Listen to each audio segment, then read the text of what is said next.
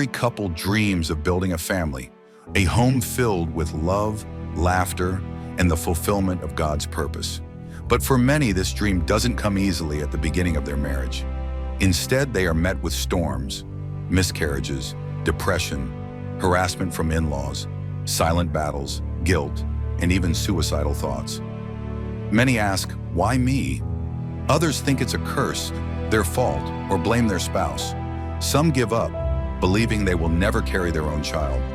But today we come to remind you of this truth. God has not forgotten you. His word says in Psalm 127, verse 3, "Children are a heritage from the Lord. The fruit of the womb is his reward." Beloved, no matter how long you have waited, God is still in the miracle-working business. Isaiah 40:31 says, "But they that wait upon the Lord shall renew their strength. They shall mount up with wings as eagles. They shall run and not be weary, and they shall walk and not faint."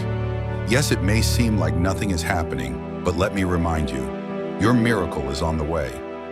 God's hand is not too short to save, Isaiah 59:1, and his promises concerning you will never fail. Romans 10:11 says, "Anyone who trusts in him will never be put to shame." Look around you, at many waited, and God showed up for them. So shall it be for you. You will conceive, you will carry your miracle, and you will be called a joyful mother of children, Psalm 113:9. You and your spouse will rejoice and testify of the goodness of God. Hold on. Your season of laughter is coming. Your testimony will be complete. Victory is yours. In Jesus' name. Welcome to Season 7 of My Faith, My Womb show, where miracles are born and hope is restored. This show is powered by Divine Media Online TV and Divine Media HD.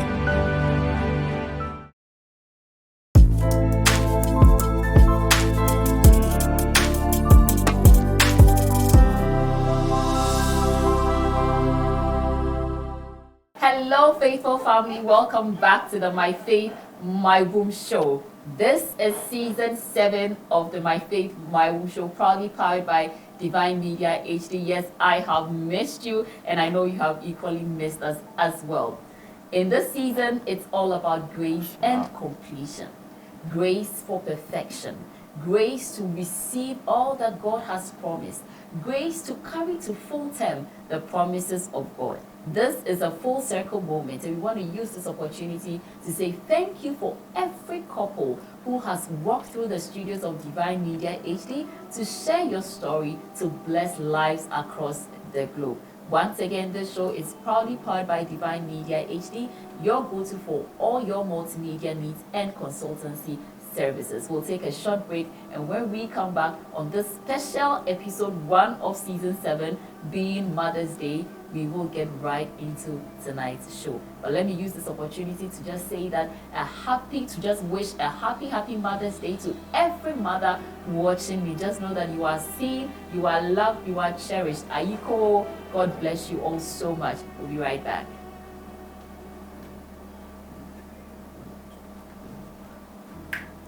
And welcome back. As I said, this is Season 7, and Season 7, it's all about grace for completion. It's all about grace to trust again, grace to hope again, grace to carry the full term, grace to carry to full term the promises of God. And tonight, I am joined by an amazing couple that would shock us with their faith story, that will shift us into a realm of strange belief, that will push us to believe that God is faithful, that will revolutionize our faith. So if you are ready tonight, I am joined by Mr. and Mrs. Amenyenu. Both of them are corporate, a businessman and woman. They power EM Plus companies. Mrs. Amenyenu is equally a caterer, and she's the CEO of Ellie's Bakes and Sweets. So tonight I am honored and privileged to have watched this couple from the very beginning, or should I say midway through their journey, to see how far God has brought them as they witness their bundle of joy after 8 years. Are you ready? Can I hear you? Yeah, ready. Can I hear you? Yeah, and can ready. I hear them too? Yes. Welcome to the My Faith, My Womb show, Thank Mr. and you. Mrs. Amenyenu. Thank you very much. It's been a journey. How do you feel? Do you feel tense? Do you feel nervous? Do you feel happy? It's cool. It's okay. It's okay. Yes. All right, so let's just get into it. Tonight it's special. It's Mother's Day, and I want to start by asking you. I know this will probably be your second Mother's Day because the first Mother's Day you were pregnant, and we will get into the story. But this Mother's Day, seeing your miracle live, So special. please just tell us a little about the feeling, and I'll come to that. The feeling is very special. To, for the first time, have the privilege to, enjoy motherhood. It's very special. That's all I can say. Very special and unique. Only God knows how I feel. I feel very, very, very happy. We thank God. Daddy, let me come to you. I believe that for probably 7 years, every Mother's Day, you watched Mommy, or Papa, as we affectionately call her. You watched her sometimes cry, I believe, sometimes weep. And to see this incoming, or to see today's day, or today's celebration as Mother's Day, to see her carry her bundle of joy, how does that make you feel as well? Well, first of all, let me use this opportunity to, greet all your listeners and welcome them onto the show once again. And it feels so good, It hasn't been easy, but we give thanks to God that He has brought us this far. The feeling is so great. Yeah, the feeling is so exceptional. Yeah. We thank God, we thank God, we thank God. So we are just going to get straight into the story. Well, Papa, I'm going to take you down memory lane because I remember in November 2022, I had just delivered about a few months, and I received a distress call, and here is my sweet mom crying, weeping her heart out in, okay, season 1, episode 1, so I'm not going to cry, and she's in distress, and I console her, I encourage her, I tell her not to give up, I pray with her, and just ask her to just calm down and just trust and rest in the promises of God. And 2-3 years later, we are here, and really the promise of God has come to pass. And your baby, you see your baby now. Let's take it back to the very beginning, even before that day. How did your waiting journey begin? Okay, so thank you once again. The waiting journey. For every couple, when you get married, every eyes are on you to give birth. So we didn't think anything of this sort will happen. We were okay, living our lives and all that. Now years turns into years, 2 years, 3 years. Now this thing was becoming unbecoming. It has been hectic, a journey of pain, a journey of distress, a journey of rejection, a whole lot. It hasn't been easy. Alongside with health conditions, what have you, the journey has been a bit difficult one. Very difficult. Wow. And I know that sometimes when we say that the journey has been difficult, most people think we are exaggerating, especially people who perhaps have never encountered infertility. When you open your mouth and you say, my journey has been difficult, just share a few difficult, challenging moments. I mean, month after month, when you pick your pregnancy test kit and it is negative, what was going through your mind? What was running through your brains?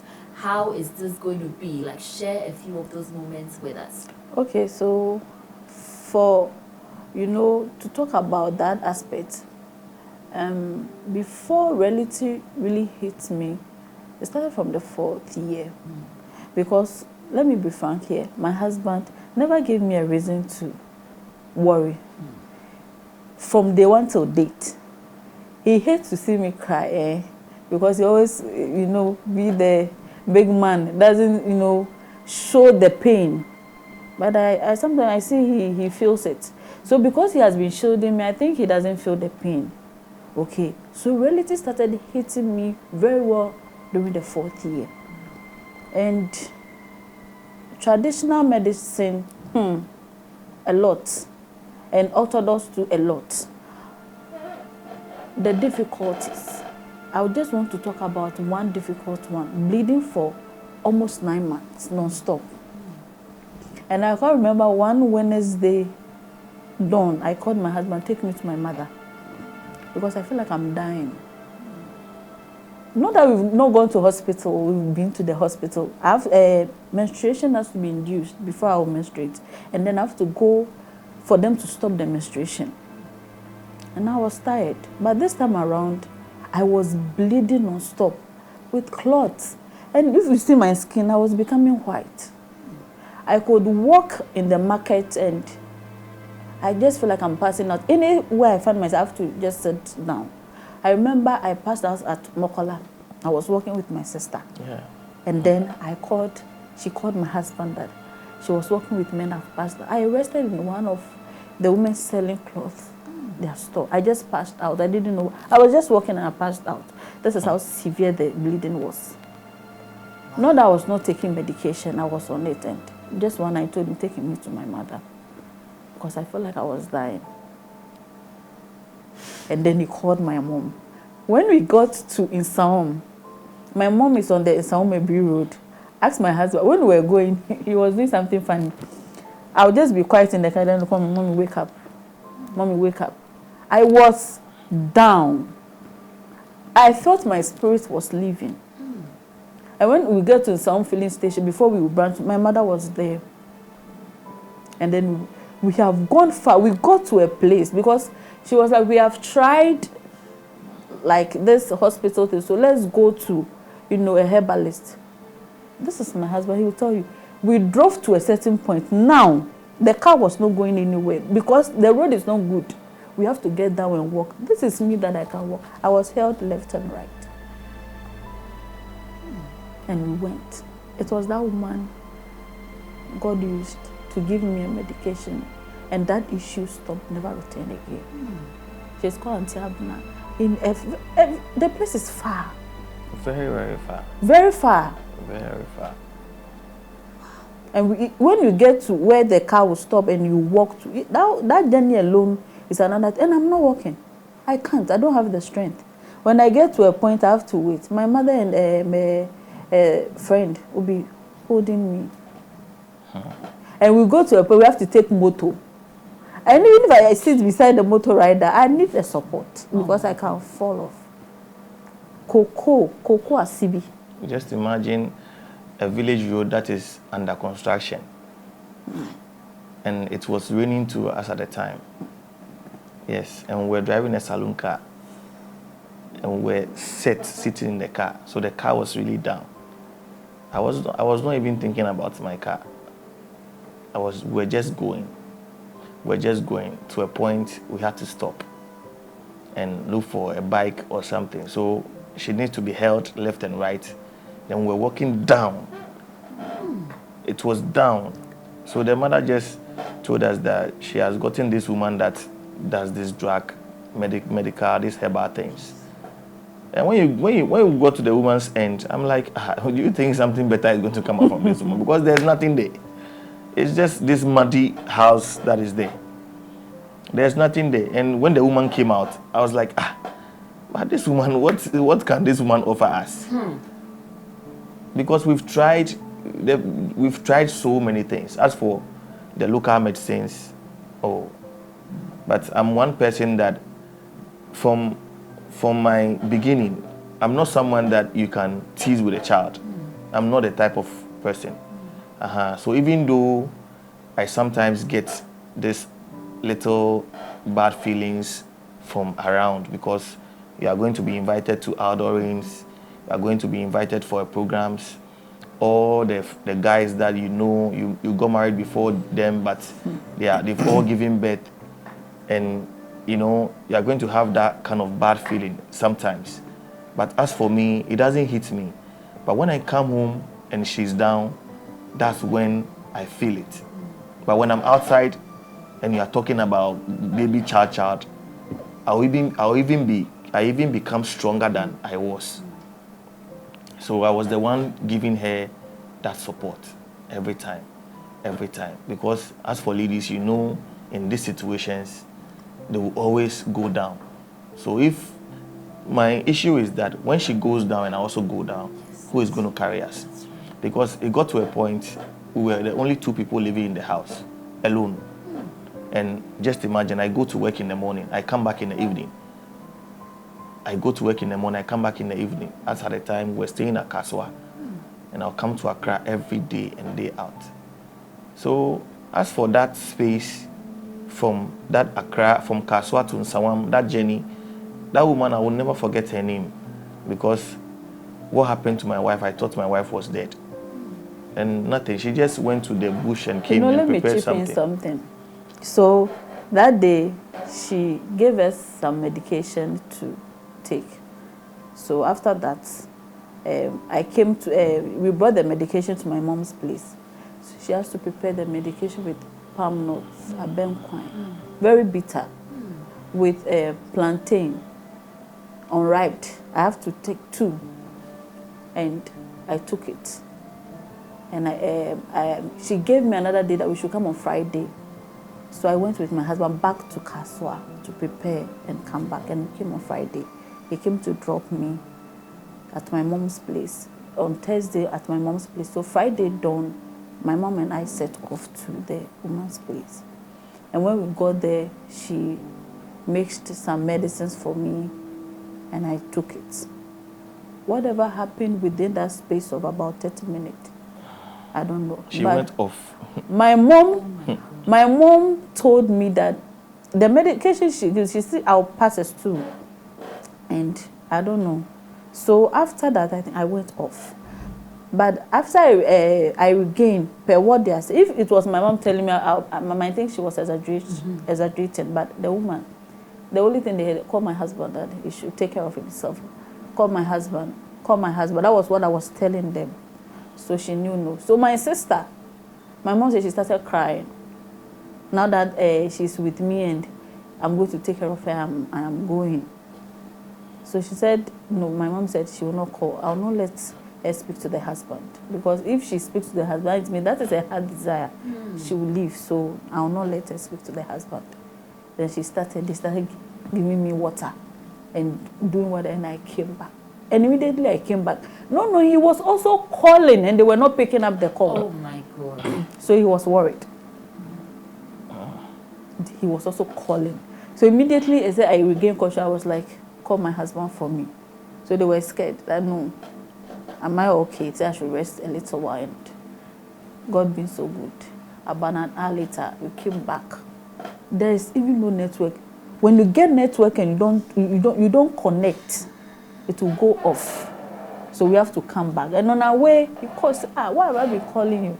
Before he told me, no, we are okay. So he came to visit before my mom was telling him what happened, the reason why. I went off. So since that day, I told God, if I couldn't die that day, I don't know what will kill me, unless it is my time that God wants me to go. No sickness can ever take my life. That is the only part I want to talk about, that difficult moment. Bleeding non-stop for 9 months. It wasn't easy. And when Daddy was speaking, I noticed he had traveled so deep, he was beginning to tear up. And it just came to my mind to ask you, did you at any point now ask yourself if her being a mother was worth the sacrifice of her life? Oh, yeah, because at a point, you know, I just feel for her because our situation is like she doesn't bleed, but when the menses is not coming and it needs to come, we need to see someone to give us a medicine for it to come. When it starts coming to, we have to consult someone, either a doctor or maybe this side medical people for them to give us medicine for it to stop. So the major problem was the menses. At a point, she was just bleeding like that. So the menses is not coming. So she'll go to the hospital. We had a doctor at the time. We'll go to the hospital. We speak to the doctor. Doctor will induce her. The menses will come. After some time that the menses needs to stop, it won't stop. Then we'll have to go to the doctor again. She will give her medicine for the the menses to stop or to come. So that has been the challenge. And anytime it happens like that, there was a time she even tested and she was pregnant. We saw it like she was pregnant. We went to a nearby scan center, and then we did the scan. It was not pregnancy. But everything about her, she would throw up every symptoms about her is like someone who is pregnant. So all these things will make you start thinking that what at all is happening to me? Because if it's about like going to an expensive hospital, we've done it all. We've done both the local. At a point, we're even going to Finney Hospital. We went to Finney Hospital for. It's like, as for the big hospital, they don't do anything. I think it's good.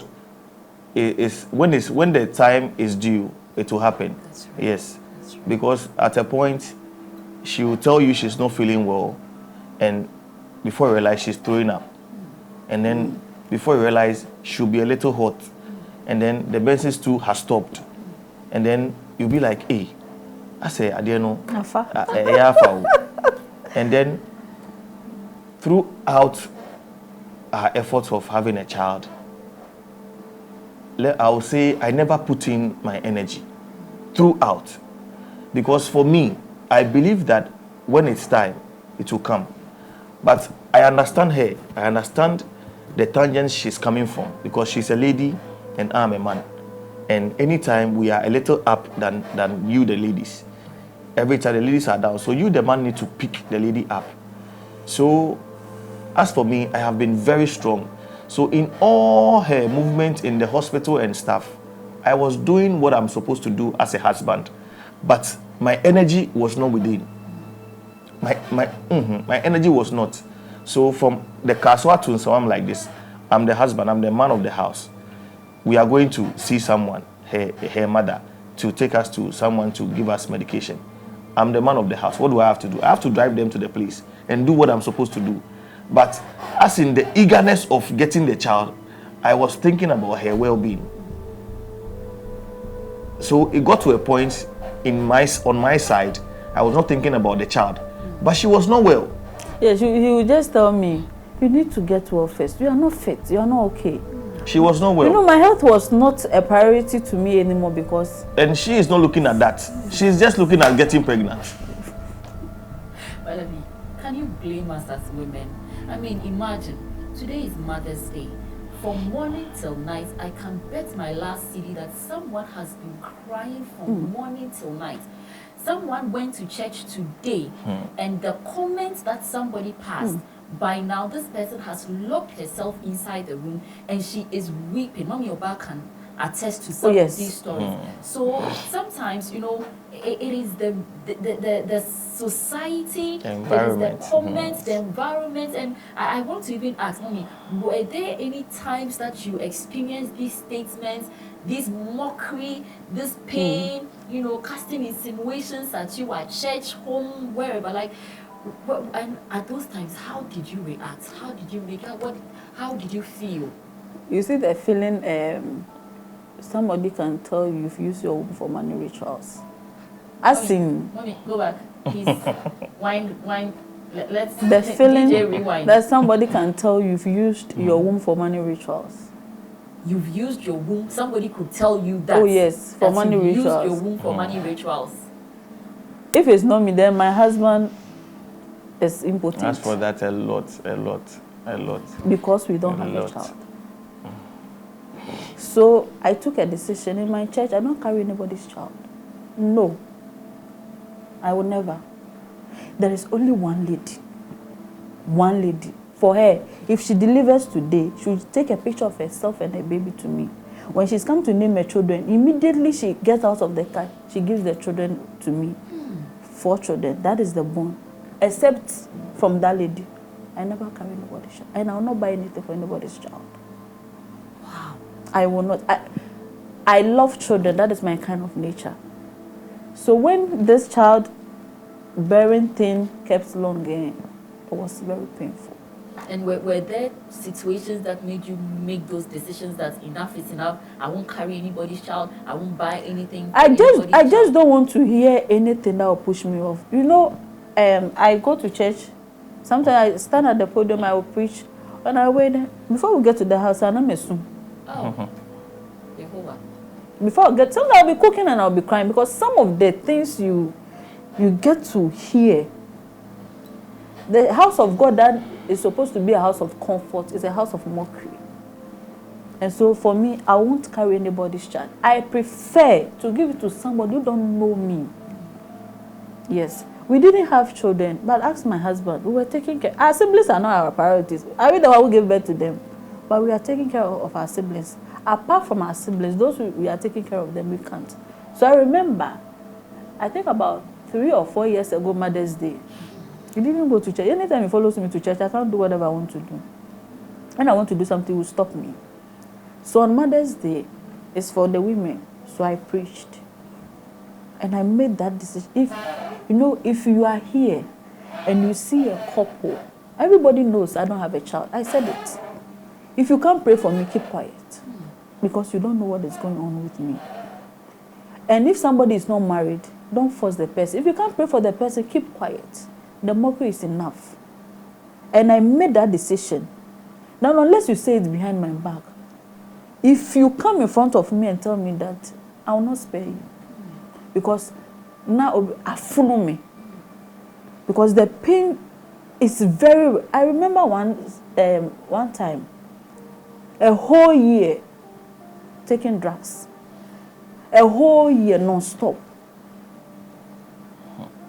And sometimes because of the timing, before we go to church, he has to take me to the hospital, take the injection before I go to church.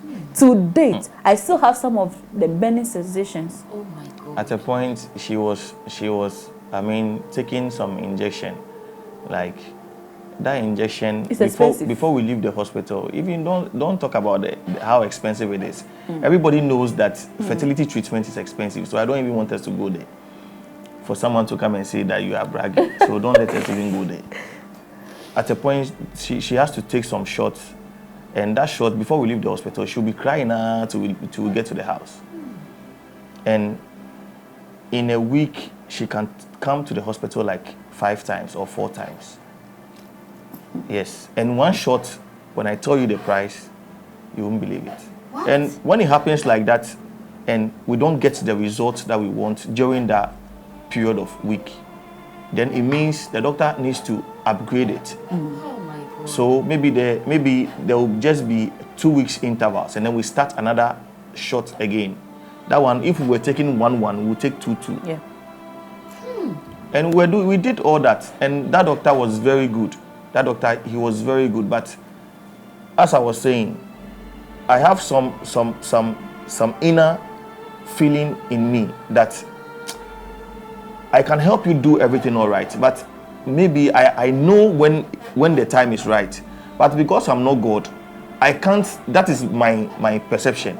So I can't force it on you to believe my perception. That's right. So I just have to help you And do support. what you want us to do. So I just have to give you my support. That's right. So during that period of time, my energy was not there.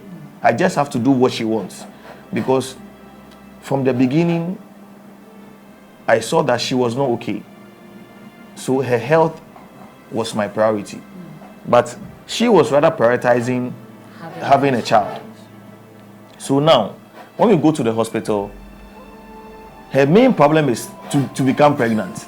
Her main problem is to become pregnant. And so I'll sometimes tell the doctor that she was complaining about this, that. And even to the extent that there was a point when we moved from Kaswa to Dansoman, she got pregnant. And because we were not paying attention to the thing, Miscarriage. she had a miscarriage. Let me pick that story. How did you know you were pregnant? Okay, so you know how the devil does things sometimes. I wasn't in talking terms with him. Wow. So every couple have their moment. I wasn't in talking terms with him.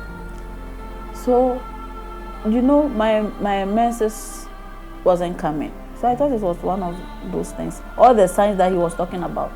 Meanwhile, we were seeing that same doctor. So in the course of that, around 1, that kind of pain I've never experienced, although I have severe menstrual cramps, but I've never experienced that before. My abdomen, I was dying. and I didn't want to call him. You were dying, but you didn't want to call your... I thought it was just normal pain because the thing is, my menses. But this time, it got to 2 o'clock, and I said, this pain is unusual. Then I had to call him. And immediately I called him. For him, if he's asleep when you call him, you get it. But immediately I called him, he woke up. And I told him I'm not well. So what is wrong? I said, no, I have to go to the hospital. And then he just drove me. When we got to the hospital, then I said, do pregnancy test. I was like, I am in pain. What is pregnancy test? She was insisting. When we go to the hospital, the first thing the nurse could do was pregnancy test, because the reason is that that's the hospital that we attend. Okay. And she knows the kind of treatment that we are on. Okay. So looking at what we brought, the abdominal pains, as a good nurse, she needs to tackle, because she knows that is the this thing that we are treating. And I was the in treatment pain. that we are on. So she went straight to having a pregnancy test. And that was and then she told my wife that she's pregnant. And then called the doctor immediately. The doctor came. So I think the doctor came in the morning. But when he got home, he didn't tell me. When he got home, later Daddy came and I told him that they gave me some medication to see if they can. He told me that when he went home, he saw a clot. Yes, I saw. Yeah. So I didn't see it because we left around 2 a.m. So not knowing, is the thing started dropping when we were leaving the house. Oh my God. So I have to clean from our bedroom door to the washroom. Yes, and so I saw the clots. Yes. Like that. So when the doctor came and now we have to do DSC. The doctor said, okay, so now she's pregnant. But the way she has bleeded, he's going to try and see if he can give her some medication for it to hold. So what we are going to do is that we need to bed rest her.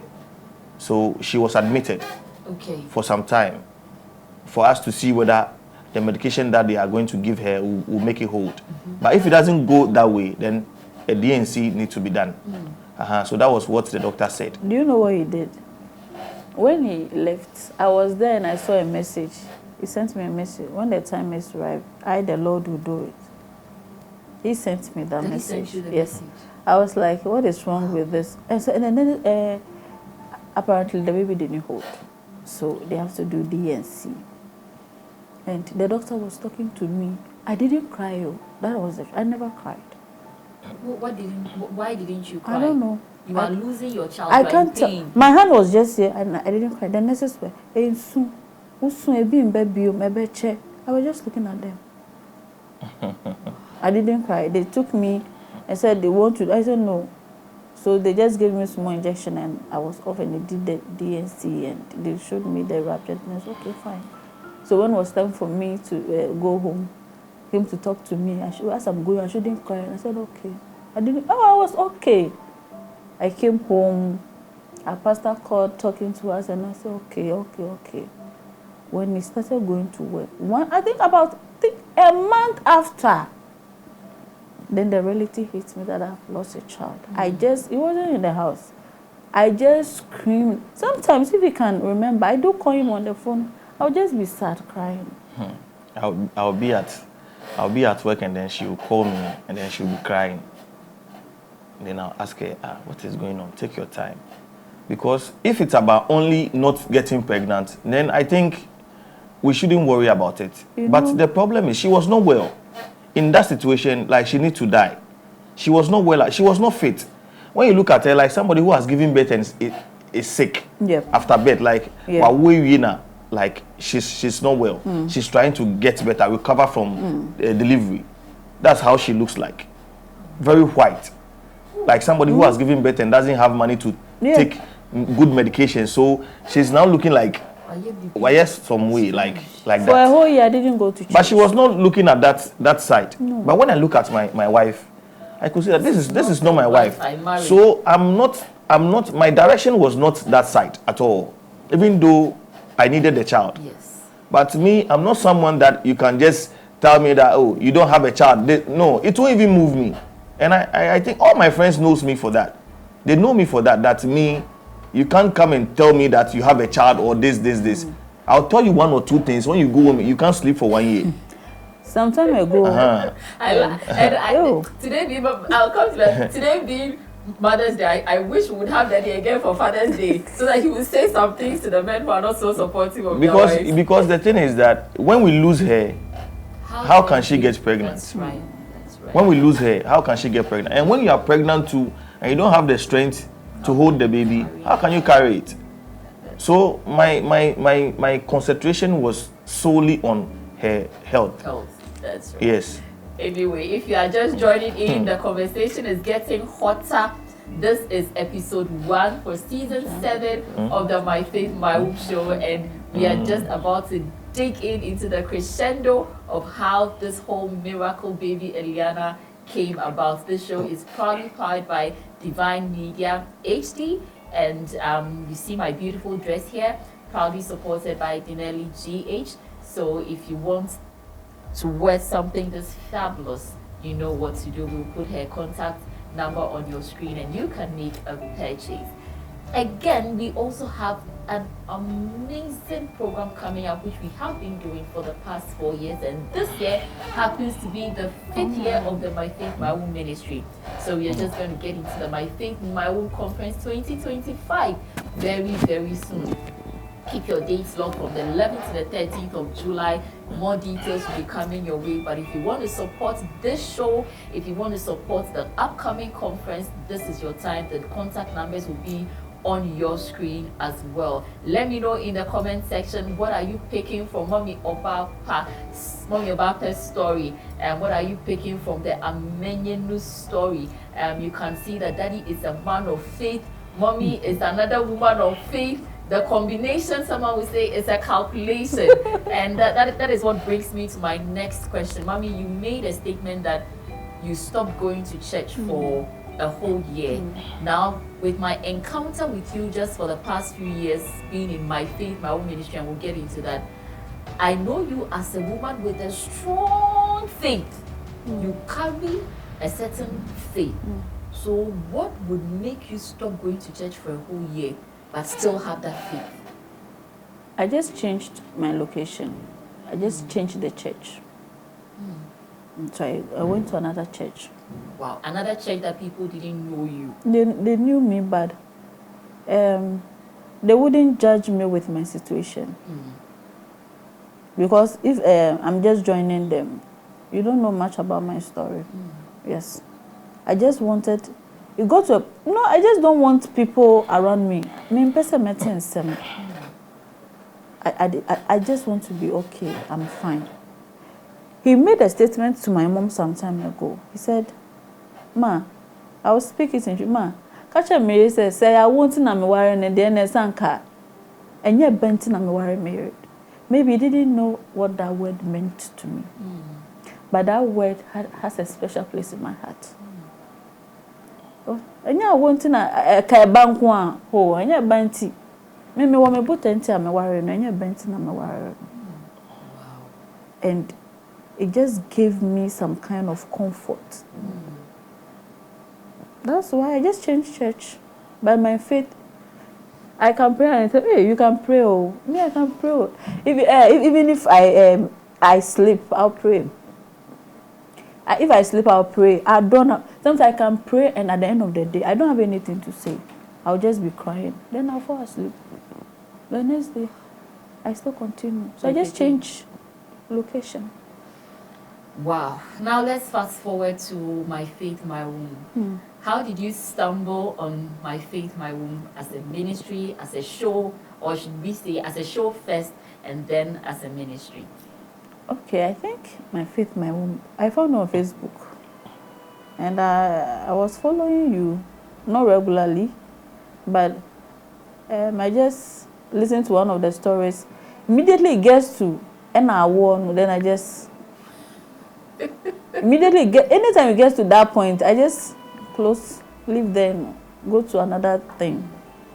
Not because I don't want a child, but sometimes it hits differently. But I got to know, hey, a lot of people are going through a lot. So I found my Faith, My Womb on Facebook. And just one day, I decided, I know, I want to join. Then you added me on the WhatsApp page. That was how my... Now, after joining the WhatsApp page, I know that you and Daddy, you'll be amazed the kind of things. So for those of you who are watching who are not in our WhatsApp community, this is your chance to join. So Mami Obapa here is our house mother for the My Faith, My Womb WhatsApp community. And her drive, her energy, her counseling, her ability to be there for people, even when she hadn't yet received her miracle. So I quite remember 2022 was the second year anniversary for the My Faith, My Own ministry. And at our conference, I would just see this beautiful woman mobilizing, you know, the women to come together. Actually, I was not a fan when she started My Faith, My Womb. Because I'm like, because I didn't know the content of the program. So I was thinking she has gotten herself involved into something that when she listened to, she would cry. So I'm like, I don't want her to associate herself with anything of that sort, but rather something that will boost her confidence and encourage her. That's right. So, you know, our pastor is like a daddy to me. You know, when my daddy died, he was the one who took over like my daddy. So he has been my daddy in everything I do from that time till now. So he is the one who has been calling her, talking to her, encouraging her. He's the one who has been doing that particular thing, and he has really helped us in so many ways. Before My Faith, My Womb also came in. So when I studied the reading, I was just studying the reading. I was like, we can then cry and be My Faith, My Womb, then cry and walk off. But at a point, I realized that the crying stopped. Wow. So I got interested because of the limit of the crying. That was why you followed me to the conference. So I fell in love with what you people were doing because of the confidence now that she has as a mother who has not given birth to a child. Wow. Like I wouldn't have even, I will even stop her. So at a point, I know her. I know she will not mess up. I know she will not entangle herself into something. So I was just quiet, looking at what she's bringing on board. Because every day, Mami Wilma, every day this, every day this, every day that. And she will even be posting your stuff, and my daddy will ask her. And there was a time my mom, let's say my mom, of Mami, Mrs. Subontin, asked me that, this is My Faith, My Womb thing. Where did she took it from? And I think they've even asked you about it before. Right. Yeah. But to me, I didn't know the content of the thing, so I was quiet looking at it. I was just following the reading small. So at a point, I saw that this thing is rather giving my wife some kind of confidence, and even now the way she can be on phone with someone for like 20, someone who has been crying every day, she's telling someone not to cry. So I think I chanced on her one day, talking to someone on phone, and I sat down beside her, and I was even laughing. I'm saying she will be or no one see me. So at a point, I realized that she got occupied with that, and then the crying and everything stopped. So there's something I'll say. As for that, when I say that, then I think we'll close the show. So how I got involved, I think we'll close the show with that. Because that's like the ending. Right. So I became a lover of My Faith, My Womb because of the impact that it had on my wife. So I will say thank you very much for creating a platform like that. Yes, it has really been a blessing to us. Yeah. And I'm so thankful that when my husband, Pastor Theo, brought this idea, whenever I look back, I'm just thankful I didn't say no. You know, everything comes with challenges. Yes. But even in those challenges, you always have to be grateful and remember. And whenever I remember how this started, I'm always grateful I didn't say no. Because he was bent on me hosting, he producing, and I didn't. I said, okay, let's just do it. And this testimony is everything. If I've ever grown weary, I feel like this testimony is just so encouraging. It's a very big deal. My God faith, my womb bless is a very big deal. And we God. pray for more grace and Amen. more upliftment. Amen. Yeah. Now let's zoom into the climax. Baby Eliana. Yeah. So July 2023 was our 3rd year conference. Yes. And from the 2nd year conference, every year you will come, you take a pregnancy Yes. photo shoot, Yeah. and you see some of the pictures on your screen. Yeah. The 3rd year you came again, and tell us a bit about that journey of your conferences and what transpired at the conferences. Okay, so the 2nd year conference was actually my first conference. I Yes. came with my With Daddy, husband. yes, I remember. He said he wanted to know. Now see see my faith, my home. So he came, and since then I want to commend him. He has given me, if there is something more than 100%, he has given me that support. Wow. Being it financially, emotionally. I told you the last time, data for my faith, my womb. Oh. He does it all. He supports me. Even now that I have my miracle, he still does that. So I want to tell him, God bless him. God bless And See the love. Today is Valentine's Day. so the conference 2022 was massive. I enjoyed. We're so okay. We're happy. 2023 conference was a super packed. And 2023, in fact, now I have made up my mind that this conference, no photo shoot, faith maternity photo shoot. I didn't know I was the only one having that kind of, I thought I was the only one. No, one mommy Shirley too. So we met at the grounds. Before that, during the time I told you I had a miscarriage, I started taking medication 2021 November till 2022 November, close to December. So after that miscarriage was just getting to the end of the year, I had to go in for the shot again. And I don't know what got into me. Anytime I go there for the shot, I tell the doctor, this is my last time I'm coming to this hospital. It's so like, oh, until he says, so my last. Then I'll tell the nurses. So the last day I told them this, I am not coming here again. Mark my words. Unless I'm coming here with a child. If not, for injection, no. I will not come here. So after that whole year, and I didn't go to hospital again. And I told him I'm not going anywhere. He said, okay. So I chanced upon him telling the dad that, now Lizzie said no hospital. He said, leave her. Let's not give her pressure. So 2023, he brought in that we should go and see a doctor. I told him I'm not ready. No. He left me, didn't get angry. Now he was pressured. He didn't get angry. So we came to the conference. And then normal routine. So on Saturday, faith maternity photo shoot. I said no. Then Mommy Shirley said, Lizzie, me too, no. Mommy Papa, no. So we had a conversation and we both shed a tear. So we encourage ourselves. Then later, Mommy Ann came. You both should go and do it. It's not anything. Let's go. So Shirley, young quiet. And we went to take the faith. Little did we know. Little did we know. We took the faith maternity photo shoot. We ate, enjoyed ourselves. And when it was prayer time, we prayed. And then, 2023, I came to have a covenant with God. Because God tested me. And I took the test. He tested Abraham. Abraham accepted it. So if he had tested me and I've accepted it, he has to reward me. So when I came, I just told God Friday, the prayer night, I told God, you know, you have tested me, I have accepted. But I can't go empty-handed unless you bless me. So from today, look at me, your daughter. I'm talking to you as a father and child. I am never going to ask you for a child again. Never, ever. But you know one thing, I will never stop worshiping you.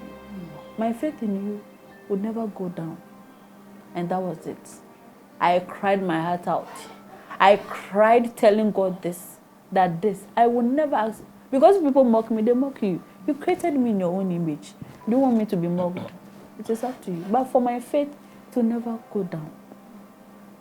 And then the maternity photo shoot. We did all that we did. We danced. On Sunday, then you climbed the podium.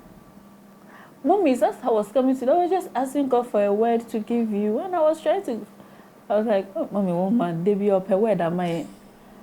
And then, so in fact, I wasn't listening that much. Then the word start afresh came. The word pierced my heart. I was saying, Gumina, I said, my husband has called me my pay. Say, I say, I'm hospital. I say, then you said the word again, start afresh. And I felt cold again. I knew this word was for me. And I thank God that at least he has told me something on the grounds. So when I went home and I told him I'm ready for the hospital. And we took the step. We went to the doctor's office. Okay. So that's where I come in. So during that time, I was giving her pressure. It's like now the table has turned to my turn. And I was now pushing her, she wasn't minding me. I was now pushing her, she wasn't minding me. So all of a sudden, I felt I have to leave everything I'm doing. Even I had to travel during that time. I canceled it. So I was just feeling I have to leave everything I'm doing. Me, when I wake up in the morning, even if I don't have anything to do, every morning I have to go to my warehouse. Every morning. Sometimes I leave the house at 4 a.m. Yeah, every morning. I ask for that one every morning. That's my daily routine. Before any other rounds. So at a point, something was just telling me that if you follow your busy schedules and leave this thing behind, this is the time for you to stand as a man and drive this thing. So I started calling her, telling her that now I'm ready, let's go to the hospital. You said I was not doing anything, so now I'm ready. Okay, let's go to the hospital. So during that space, I was also talking to one or two people I know to recommend a doctor to me. Because there's this doctor that we tried severally, Joy Medical Center. Yeah, it's at Manbrook Park. He's also a very good doctor, and that man was so wonderful to us. But the thing is, when you try this space for some time, it doesn't work. You just need to relax and then take a next step. Thank you. Yeah. Every step that the man was taking us through was okay, but just that it wasn't happening. And she helped my wife to get pregnant, but just that she miscarried it. So we just have to relax a bit. So she told me she's not going to see any doctor again. She won't see any doctor again. She won't drink any medicine again. Now she's done. Yes. You know that immediately she said that about a week or so, and then the thing started giving me pressure. Yeah, the thing, no, so now the table has turned to my turn. So I'm like, she said she's not going anywhere again. So I remember I called my dad and told my dad that, I called Reverend Spontin. I told Reverend Spontin that, now, this says she's not going to the hospital again. She won't take any drug again. He said, leave her. Just let her relax. So I was talking to one or two people because now I want to engineer everything. I want to start everything afresh with her. So now I want to get involved. I don't want her to bring up an idea and then I'll drive her to the place. I want to carry her and put her in the car and take her to someone I have searched for. So I spoke to one man, Brakwame, and I asked her about this issue. We discussed it. And then he told me that there's this doctor in his house where he parks his car. But he said this student, he went to study abroad and came. He's part of the doctors that the government sent them to abroad to go and study. So immediately he came back. He was with Bakwame. And Bakwame told me that people have been coming to the guy, even though he has not been posted yet. He has not been posted yet. He's working at Ridge and then he's at one of these private hospitals. So what is going to happen is that Bakwame said he will talk to him when he gets to the house. The following day, Bakwame came to me in the office and told me, "Kojo, mini nakasa. Doctor say mini unkasa na yenhwe imumra." And I catch Bakwame. So I told Bakwame that Bakwame I don't want anything. We are going to take medicine. I want IVF. Yeah. Even if they are going to cut off my head and give me the child, I want IVF. Any amount is going to cost. Yeah. Even if it's loan that I'll go and take. Me, I'm tired. My wife has taken too many drugs. My wife has taken. Mommy, listen, my wife has taken too many drugs. She has suffered. As for the injections, I don't want any problem. I have studied about the IVF and I know they have different types. The doctor tell the doctor that we are coming. We don't want any and come medicine, this. We have done everything. I don't want problem. I'm coming this month. This month I want my wife to get pregnant. I want IVF. When I come, just examine my wife. Give me the cost. We'll pay. We don't want anything. The doctor said, no problem. We should come. Oh, when we go to the hospital, the doctor, he made me smoke. He said, okay, you want IVF? Okay, no problem. Sit down. We'll talk. Then he got to attend. We went to his office and we sat down. We started talking. We started speaking with Dr. Sedem for like 3 months, right? Yes, we started July. Yeah. For like 3 months. So now the energy was on me. I left everything I was doing. If I have to do something, I have to wake up and schedule the time and go and do it fast and come back and meet the hospital time. So as at the time, I was killing myself, making sure she was not doing anything. You see, God? She was not doing anything. And you know, this thing that she said that she was not going to take medicine again, it came to pass. So I told the doctor myself that, Doc, I hope Bra Kwame told you everything. I don't want any go and do this. Oh, Doc, I want IVF. Straightforward. I want IVF. Any amount it's going to cost, we'll pay. This month, right now we are sitting in front of you. Don't come and tell us and go. We have done all those things. The doctor said, what have you done? So the doctor spoke to my wife, engaged her, asked her 1 or 2 questions. Then it resulted in her going to bring every medication that she has taken, all the labs that she has done, every scan that she has gone through, everything. She should bring everything to him for him to examine it. And then he'll do the IVF for us. That was what Dr. Sedem told us.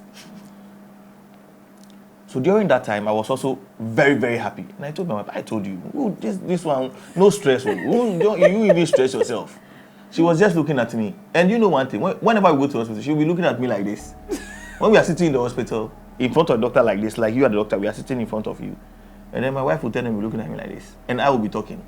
Except the doctor asks her a question before she will come in. But now I'm the one doing everything. So when we went to Dr. Sedem's office, okay, we brought the things that he requested for, the old drugs that we've taken, the scans and everything, we brought it to him. And he looked through. Then he asked us to go and he prescribed some things for us to go and do some scans and everything. And then he also examined her and told her that, okay, now this, we are going to do it this way. But the IVF matter, I should relax. Maybe it won't get there. There was something that this man told us, that what God can do, he's not the one who is taking care of us. It is God. Yeah, that's right. And whatever we are doing, he told me that, Ima, I'm telling you this, have this at the back of your mind. Like my daddy, Reverend Dr. Pakwese Bontin, has always been telling me that whatever we are doing here, you are sitting in front of me here. If God is not part, he will work in vain. So I should remember and pray about this thing that we are doing. But maybe it won't even get to the IVF level I'm talking about. Wow. Yeah. This is a shock. So, Mommy, do you know that during these 3 months, No medication. that we're seeing the doctor, not even paracetamol syrup? Yeah. What? Yes. And I want to give you, in music, we call it hook line. Yes. Do you know that the drug that got my wife pregnant was not up to 100 cedis? It's not 200. 135 cedis, Yes. 50 pesos. Oh my. That was the drug that got my wife pregnant upon all the huge amount of money Countless. we have wasted. Oh my God.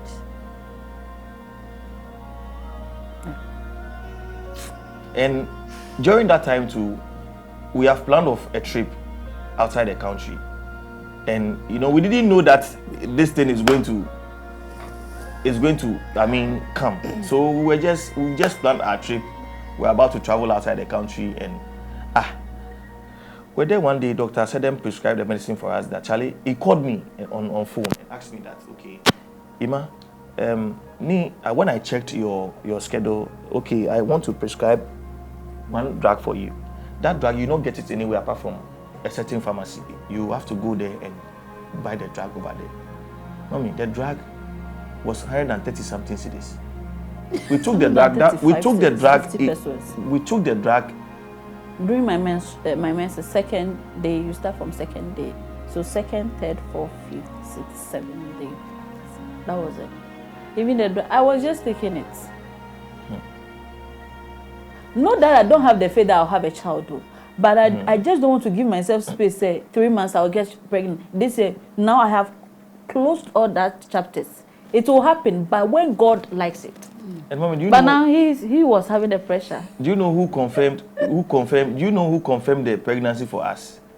We got to Amsterdam. One lady that we've not met before. We've not seen her before. We met her at Amsterdam. She just called my wife and told her, "Hey, Unyim, now me who say Umaye dupa what bread?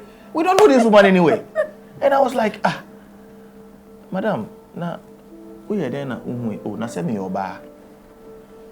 The woman took care of us, made sure that like my wife was okay. She became like a family at that time, like at that point in Amsterdam. The woman became like a family. She became like a family with us.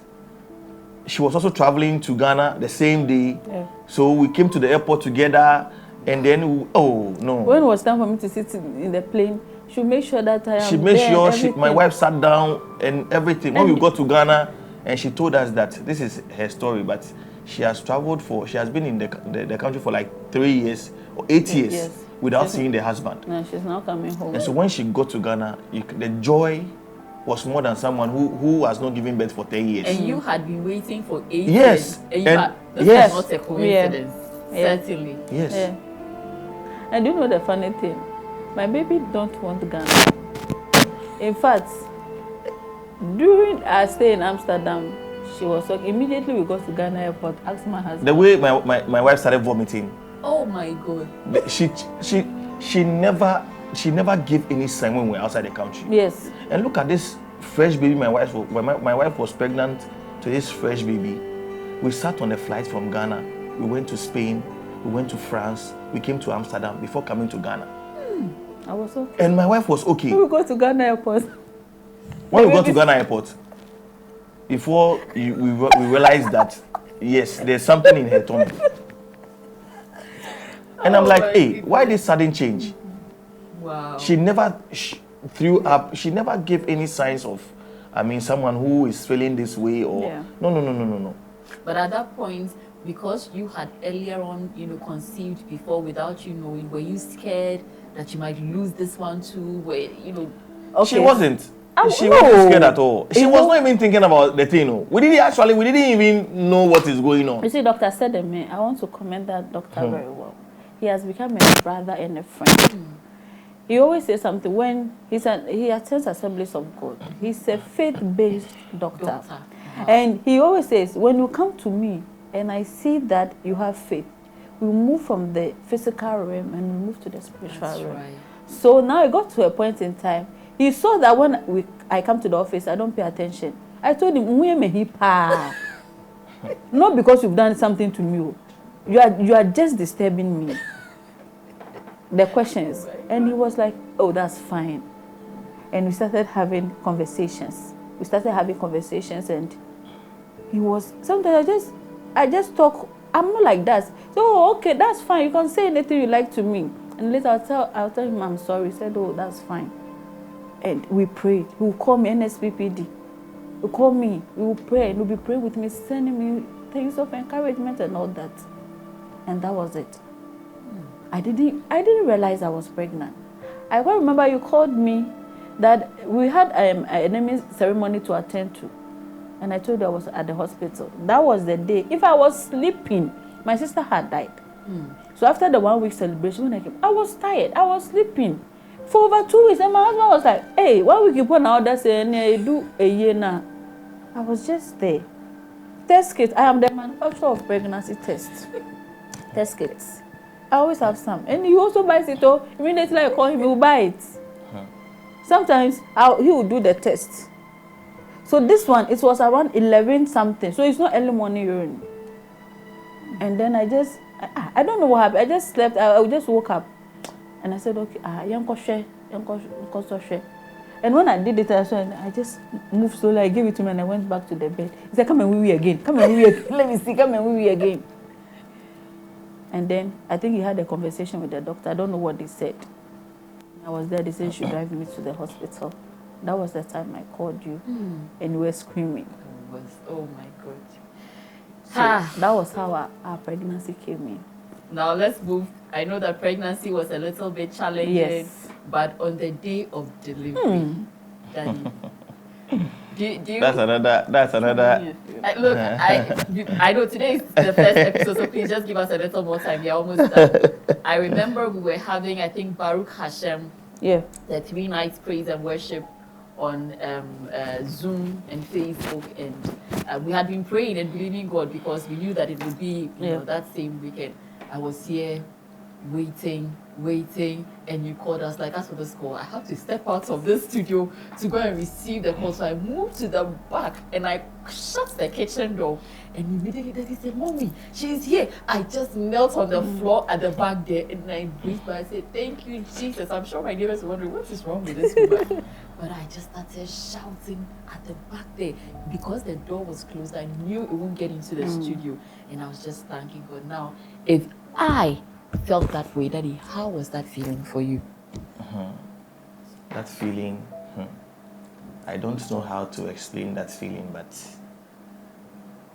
that feeling was a different thing altogether. Because, you know, when God steps in, right at the time that you knock, it's different. That's right. You know, people have been, waving at God for a very long time. God will listen to them all right, but He sometimes give you some kind of waiting time. And also there comes a time where you knock on the door and immediately He answers. That's right. That was how I saw it.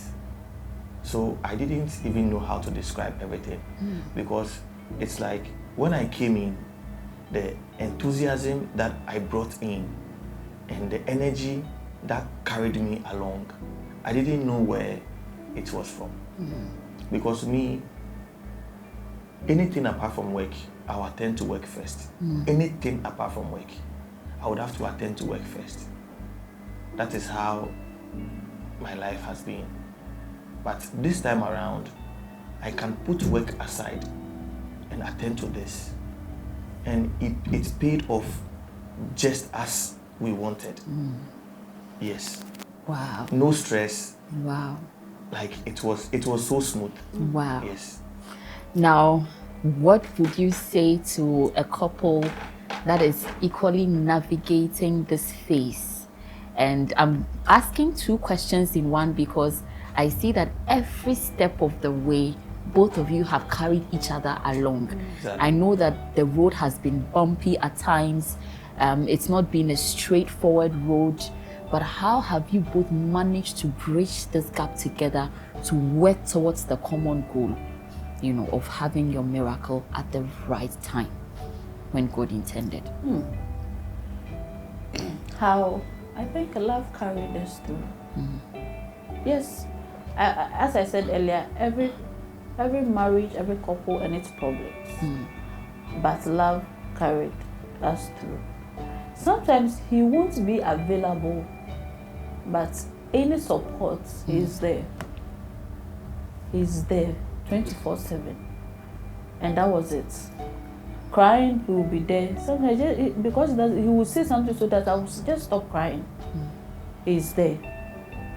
Financially, He's there. You know, my advice for couples out there: we the women, we need the support of the men.